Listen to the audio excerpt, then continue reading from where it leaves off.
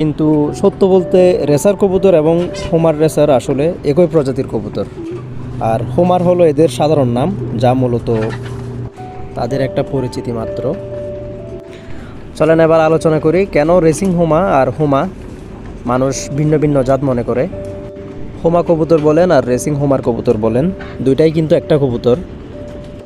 এরা এমন একটি নির্দিষ্ট জাতের কবুতর যা তাদের ঘরে ফেরার অবিশ্বাস্য সহজাত প্রবৃত্তির জন্য পরিচিত।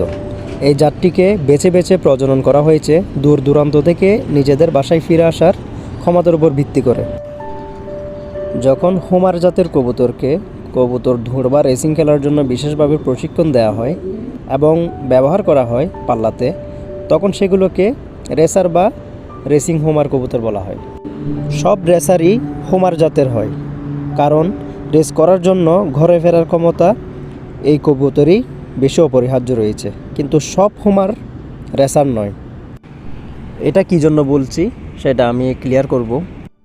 আমি আমাকে দিয়ে বোঝাই।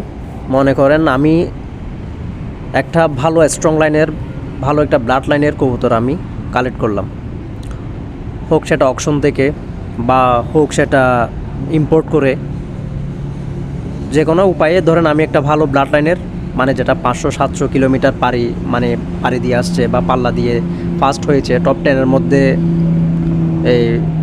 মধ্যে আছে, এমন একটা কবুতর আমি মনে করেন কালেক্ট করলাম। এখন কালেক্ট করে এনে দেখলাম কি বাসায় আমার তো মাদি নেই। এখন বাসায় একটা মাদি বা গিরিবাজ হোক বা এটা অন্য একটা জাতের হোক, দেখলাম similar, same height, same wait, দেখতে একদম দুইটাকে একই লাগছে। সো মন গড়া, মানে আমার মনে ভালো লাগছে বিদায় আমি পেয়ারিং করে দিলাম। এখন পেয়ারিং করার পর অবশ্যই এগুলো যেহেতু প্রাণী, ব্রিডিং করবে, প্রজনন করবে, করার পরে তাদের থেকে বেবি মনে করেন পেলাম এক জোড়া। এখন দেখা গেল বাচ্চা যখন বড় হওয়ার পর একটা বাবার মতো হয়েছে আর একটা মায়ের মতো হয়েছে। এখন যেটা মায়ের মতো হয়েছে ওটাকে আমি অ্যাভয়েড করলাম, আর যেটা বাবার মতো হয়েছে ওটাকে আমি রেখে দিলাম।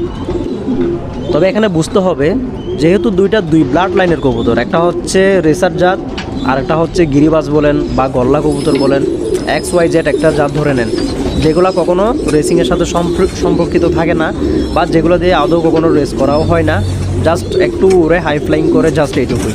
ধরেন আমি এমন একটা ব্লাড লাইনের সাথে আমি এটা পেয়ারিং করে দিলাম। এখন করে দেওয়ার পর হলো কি, ওই যে বললাম বাচ্চা একটা মায়ের মতো আসলো দেখতে, একটা বাবার মতো আসলো।